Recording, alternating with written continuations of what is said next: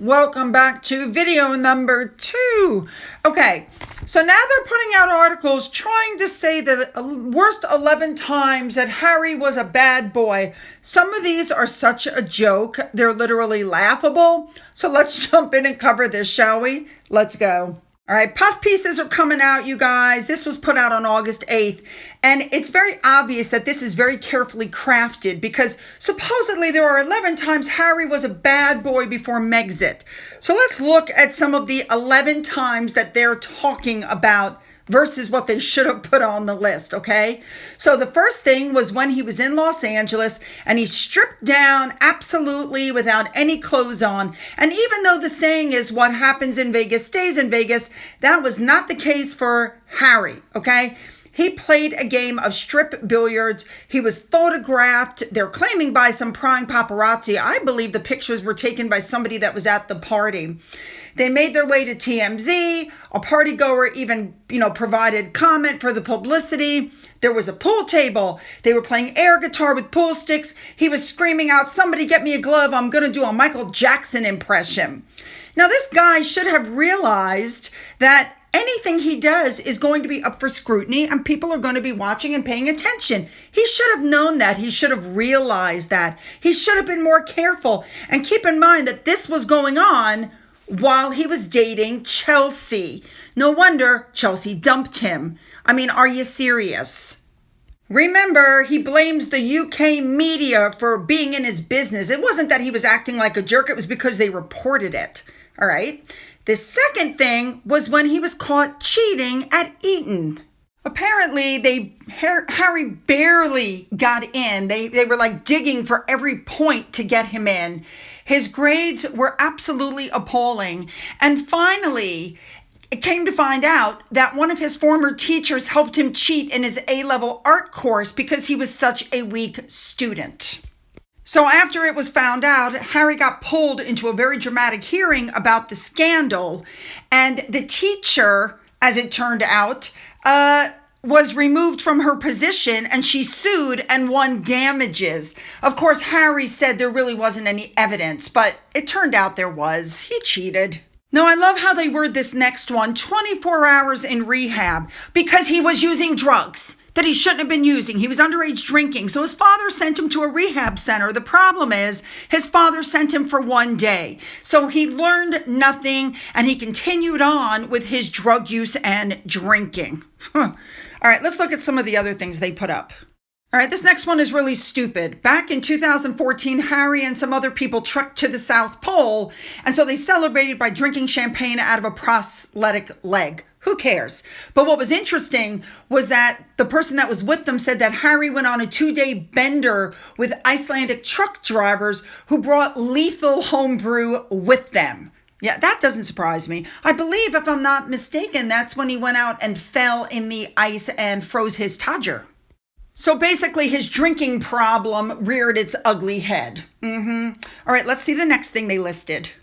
In 2004, Harry got into a fight with some photographers because he was leaving a nightclub. And so Harry tried to fight them.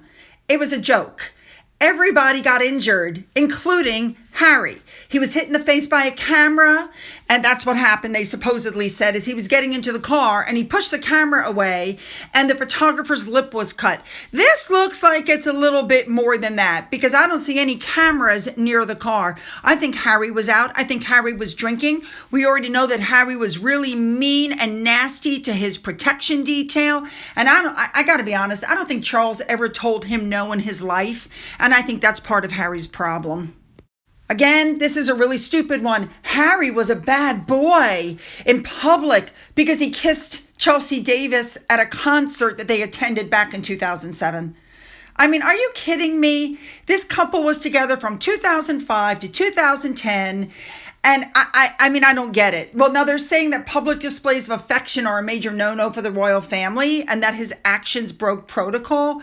But I think at the time, I think Harry said and she said that, they were it was full on crazy and scary is what they said. I'm sorry. I don't think this makes Harry a bad boy.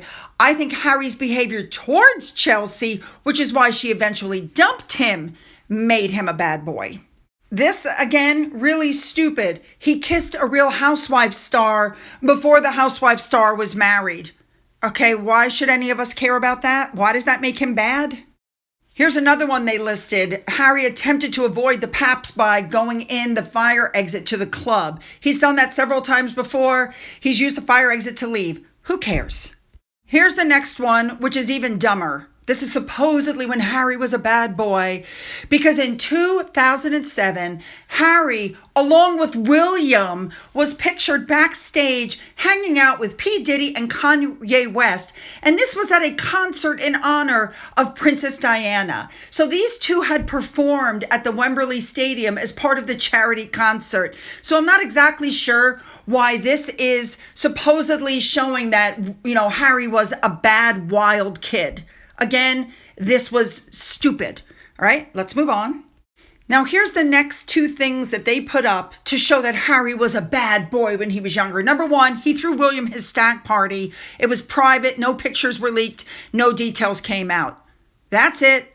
And number two, Harry's beard, because he had to go ask his grandmother if he could keep it for his wedding.